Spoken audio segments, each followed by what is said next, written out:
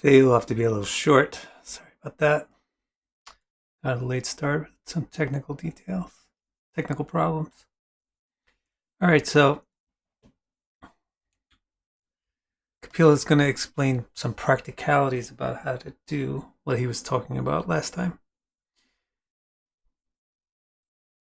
So he says, just as thoughts can degrade or elevate us, so that was his thing in our last session, was that thoughts, the actions that we perform follow our thoughts, and the situations that we find ourselves in follow the actions. So therefore, the situations that we are in are a result of our thoughts. So if we're thinking, depending on what we think, we'll get certain things happening in our life. If our thoughts are directed, our desires are directed outward, then we wind up unhappy. And if they're directed inward, then we wind up happy. And you can turn them, although everybody's thoughts are directed outward by nature, you can, if you make endeavor, turn them inward. But in order to do so, you can only do so to the extent that you're not attracted to what's external. So the mom, Devahuti, is going to want to know, how do you start this? How do you start to... You have to start to lose attraction for things which are outward and feel that there's something better inward to turn your attention towards. How does that start? So Kapil is going to explain that now. And he says, just as thoughts can degrade or elevate us, so too can the company we keep. So his point is, what Rupa Goswami says, Adao Shraddha Tato Sadhu Sangha. In the beginning, there's a little spot of interest or faith or trust or curiosity, and then that is followed by Sadhu Sangha, which means the company that you keep has to be consistent with the goals that you have. So Kapil is saying the first step here to making progress on this yoga, once you really want to, is to find the right company. Intimate association with worldly people binds the soul to exploitation. But experts know that the same intimacy applied towards saintly people opens the doorway to liberation. Devahuti herself said the same thing to her husband, Kardama. So he's saying, since the thoughts determine the actions and the actions determine the outcome, you want to be careful about what you think. What determines what you think? The way that you model the thoughts of those around you. We will model the thoughts and the opinions and the desires of the people that we're with. That's his point.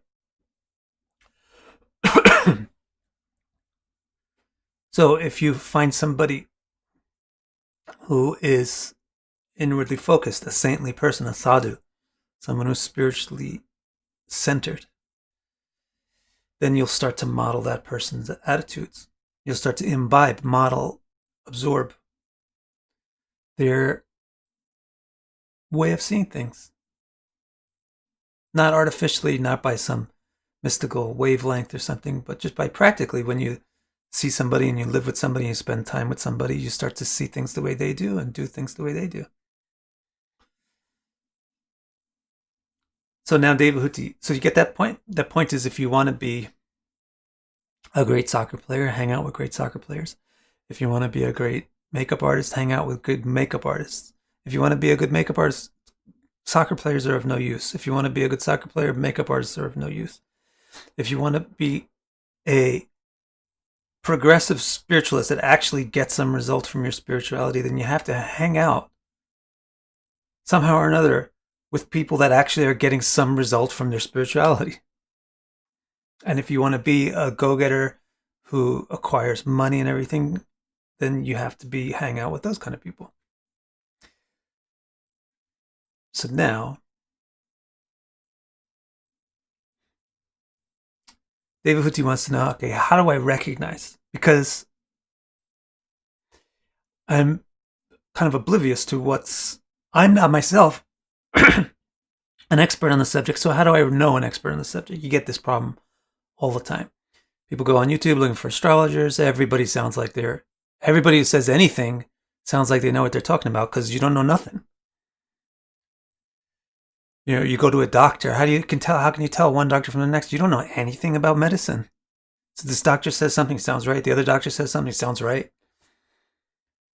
It's the same thing with spirituality. How would you know if this person is a spiritualist that's actually getting progress, true progress? That's her question. So he's going to explain. You can recognize a saintly person, Kapila says, by the ornaments that they wear. You can recognize people by their clothes. So you can recognize a saintly person by their clothes, not literally by their clothes, but by the ornaments, their behavior, by the way they behave. The behavior of a saintly person is their earrings, their necklace. So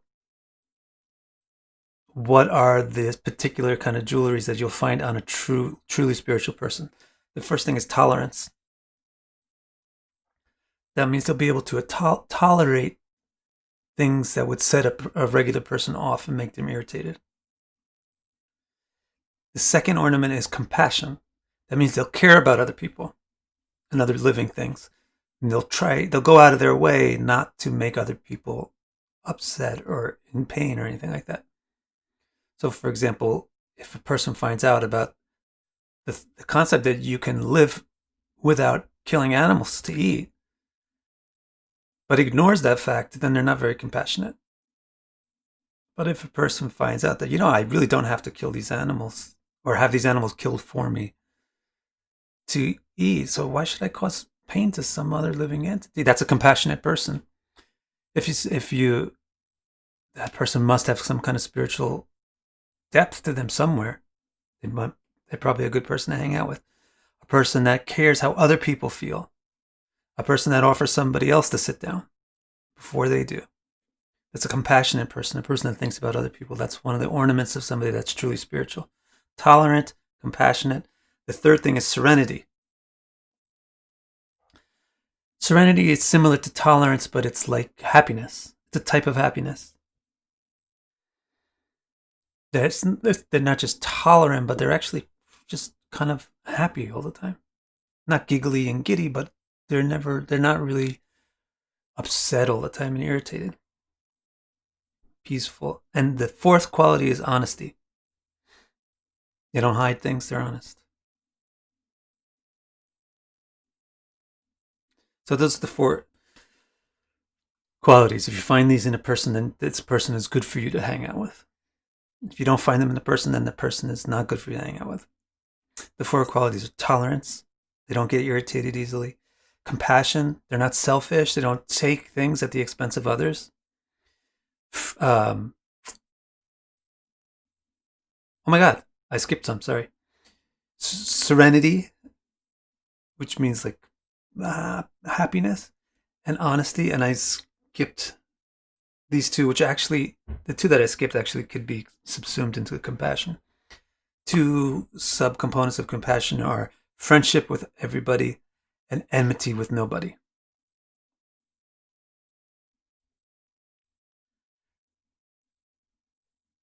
So when you see people thinking, this guy is my enemy, let's do something to make this person suffer because he's my enemy, that person is not a spiritually elevated person at all. Now he says, so those are the basic ornaments that they wear, by which you can recognize them. But then he says there's something deeper than this too. Deeper than these ornaments, you can recognize the essential nature of a saintly person. So he's going to say, actually, people could be tolerant or serene or compassionate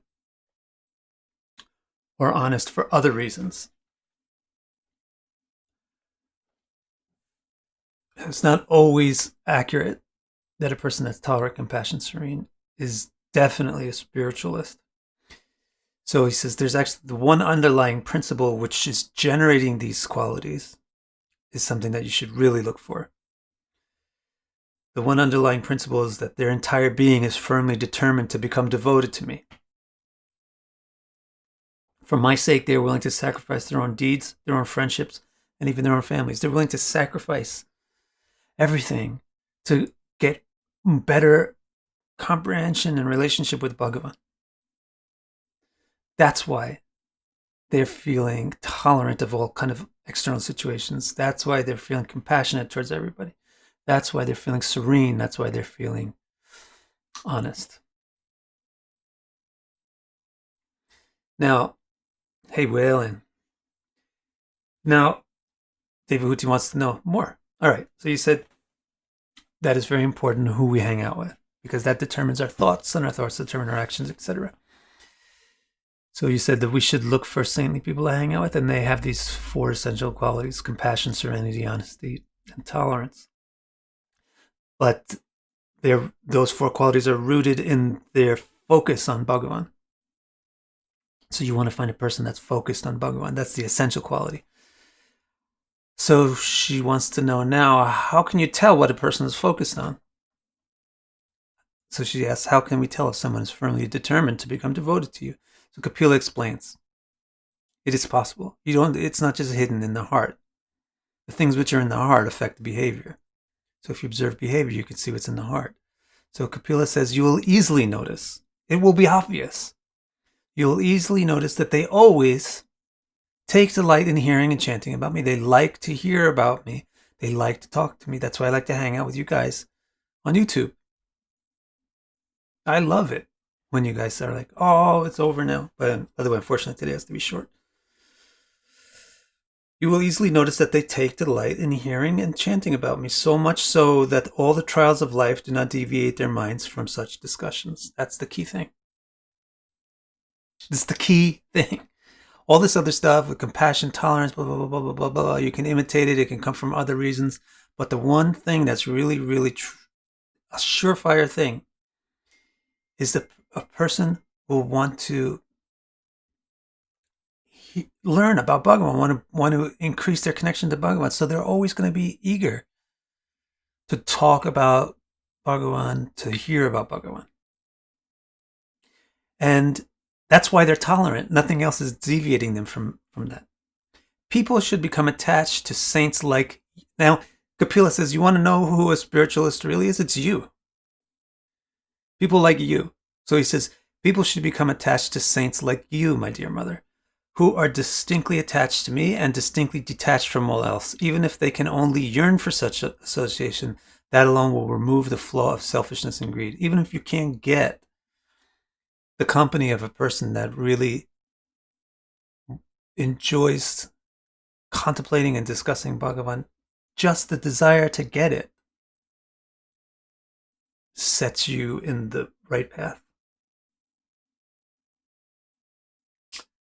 Now, and I think that's very beautiful that he said, it's you. You are the one. You are a person whom we should hang out with. How should we best utilize the company of saintly people? So this is her question. Next question is, okay, now we have the company of saintly people. What should we do with it? In fact, she had the company of her husband, Kardama, and now she's got her son, Kapila. So she's got the company. Now, what do you do with it? Do you just go to watch a movie and eat popcorn? Or is there something more effective to do, or more special that you should do with that rare opportunity of being with a person that actually cares about Bhagavan? So Kapila explains, you associate deeply with the saintly by hearing their knowledgeable discussions of my majesty. So what you want to do is engage in Bhagavad Gita with the Bhagavad Bhakta. It doesn't really matter if you live in the same building or not, if you live in the same room, or even if you are in the same family, or if you're married. It doesn't matter. If you never take advantage of hearing the Bhagavad Gita, the discussion of Bhagavan, then you're not accessing that part of the saintly person, which is saintly. All these people, they'll go to see a saintly person and they hug them and they leave. Or they touch their feet and they leave. Or they sit around and they do something and they pay no attention to understanding what the person is saying or to asking them relevant and deep questions. What kind of quality of association? Sadhu Sangha is that? That's not. There's no quality in it. So what Kapila is saying is when you find somebody that's actually got some Bhagavan centrism to them, they're Bhagavan centric, then talk to them about Bhagavan. That's how you spend the time with that person. The words about Bhagavan will enter your ear and go into your heart like powerful medicine. Apply this medicine regularly, and you will make swift progress in the path of liberation, attaining in due sequence the milestones of confidence, affection, and pure devotion for the all-attractive. Pure devotion, Kapila continued, arises from thinking deeply about my deeds. It's simple. Your thoughts. The yoga is all about your thoughts. If you want your thoughts to lead you to Bhagavan, then think about Bhagavan. And if you want your thoughts to kind of sort of lead you to Bhagavan in some way, then kind of sort of think about Bhagavan in some way. But if you want your thoughts to lead you deeply, directly, and intensely with Bhagavan, then you better be thinking deeply, directly, and intensely with Bhagavan. Pure devotion arises from thinking deeply about my deeds and is the best way to develop disinterest in any selfish, sensual pleasures you might obtain or want. By freeing your thoughts from the bonds of selfish impulses, pure devotion makes it easy to control those thoughts so that you make swift progress on the path of yoga. So he's explaining that yoga is all about chittavritti nirod, controlling the functions of the mind. There's no better way to control the functions of the mind than to have it passionately engaged. This is a very good analogy that I'll repeat for you now. I've heard this from teachers. The analogy is of a kid, and you're trying to take care of the kid, and the kid is very cranky and crying. If you just sit there and tell the kid, stop crying, shut up, then the kid is just going to get more and more aggravated, and their whole life is going to just be cranky and crying. They're going to grow up and they're going to be cranky, cry, miserable adult too. But if you have this cranky, crying, complaining kid and you give them something to do, that actually gives them a little happiness. That's a positive thing to do. That solves your whole problem. What you do is you give some pleasure that distracts the kid from the negative thing that they want. So it's the same thing with this. What Kapila is explaining here is the same thing. You want to control your mind and take control of the thoughts so that you can focus them deeply in meditation on Bhagavan, but they're going all over the place. You don't just sit there and say, no, shut up, no, don't go there, no, don't do this, discipline that, no, none of this, only 3 times a day, only 1 time a day, only 6 times a week, what is that? That's the wrong parenting technique for your mind. The right parenting technique is give it something that it likes in the right direction. Give it Bhagavad Gita. He says, pure devotion, love is the best way to be disinterested in selfishness. The best way to be disinterested in lust is love. The best way to be disinterested in selfishness is Bhagavan. So the devotion is actually the empowering energy in the yoga. Without the devotion, this is why Patanjali himself says Ishvara Pranidhan is an important part of the essential process of Ashtanga yoga. Ishvara Pranidhan means devotion to Bhagavan. Thank you, Bardo. Because it's that's the thing that empowers your thoughts to disengage from the undesirable things and focus on the desirable thing.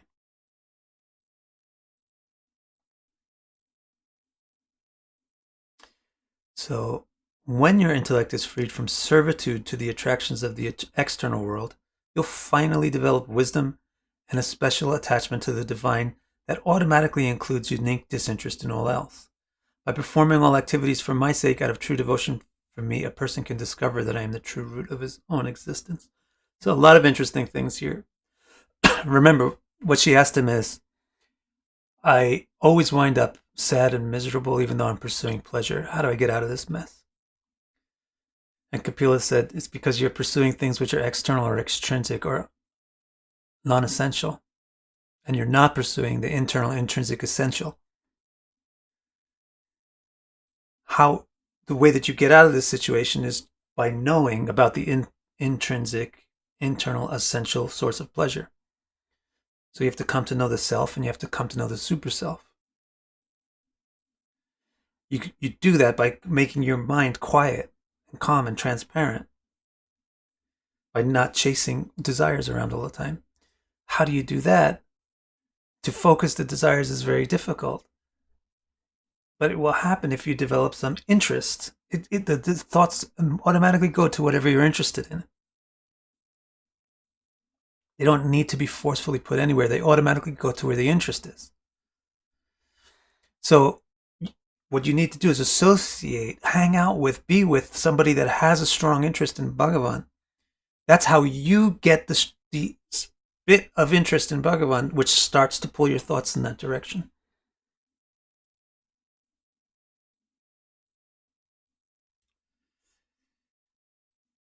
Okay, and then he says that's the beginning of the thing. And then he also recommends Karma Mishra Bhakti Yoga. In this last sentence, he said, by performing all activities for my sake, out of true devotion for me.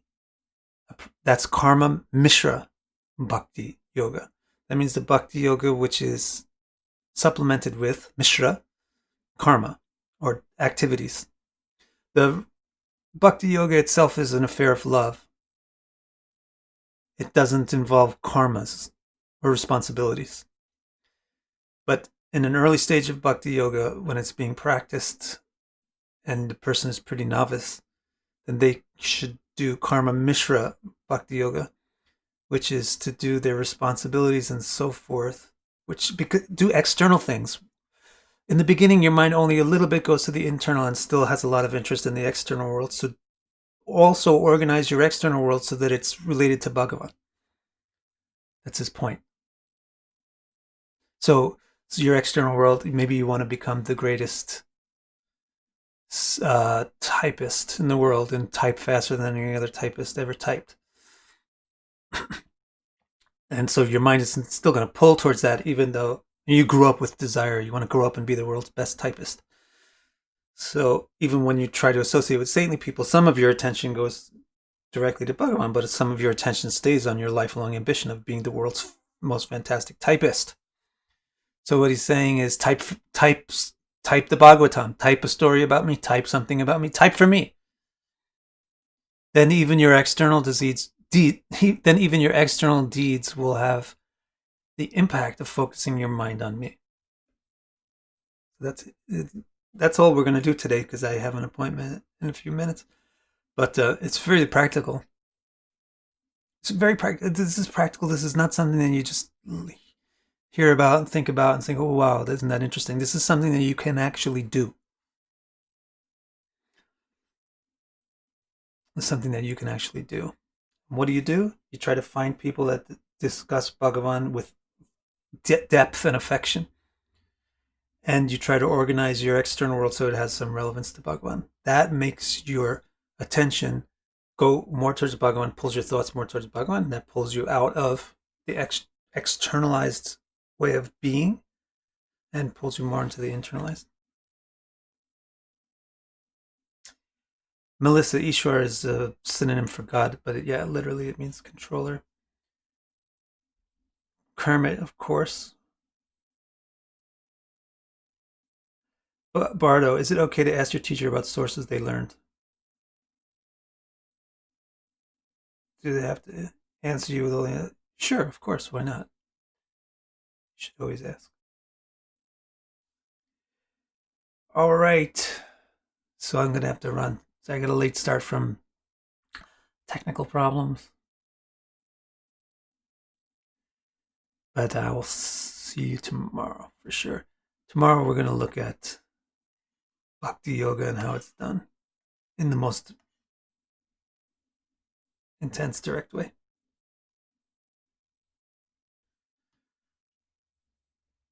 Bhavishya Purana. Of course, I believe in it. But I also know that it's been very, very interpolated over the centuries. All right, guys, gotta run. Oh, sorry, Sunnyside. Tomorrow, come back tomorrow.